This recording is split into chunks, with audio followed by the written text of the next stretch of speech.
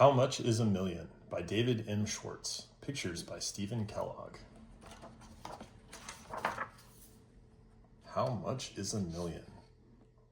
Marvelosissimo, the mathematical magician.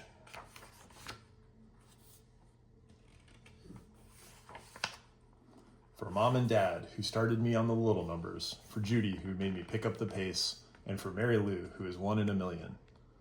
To Pam and Steve, with a million loving wishes.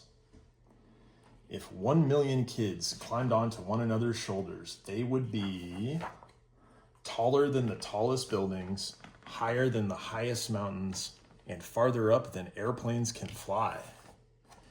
If you wanted to count from 1 to 1 million, it would take you about 23 days. If a goldfish bowl were big enough for 1 million goldfish, it would be large enough to hold a whale.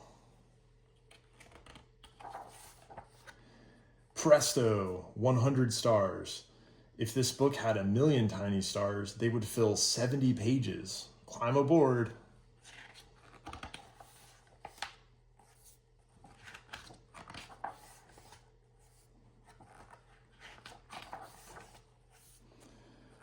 There you have 100,000 stars. If we take this 7-page journey 10 times, we'll pass 1 million stars. Let's do that later. I'm hungry. I'm thirsty. How big is 1 billion? If 1 billion kids made a human tower, they would stand up past the moon. If you sat down to count from 1 to 1 billion, you would be counting for 95 years. If you found a goldfish bowl large enough to hold 1 billion goldfish, it would be as big as a stadium.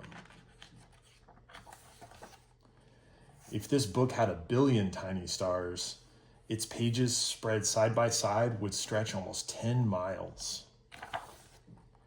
How tremendous is 1 trillion? If 1 trillion kids stood up on top of each other, they would reach way, way, way beyond the moon. Beyond Mars and Jupiter too, and almost as far as Saturn's rings. If you wanted to count from 1 to 1 trillion, it would take you almost 200,000 years. If you put 1 trillion goldfish in a goldfish bowl, the bowl would have to be as big as a city harbor. If you put 1 trillion of our stars onto a gigantic roll of paper, it would stretch all the way from New York to New Zealand. The end.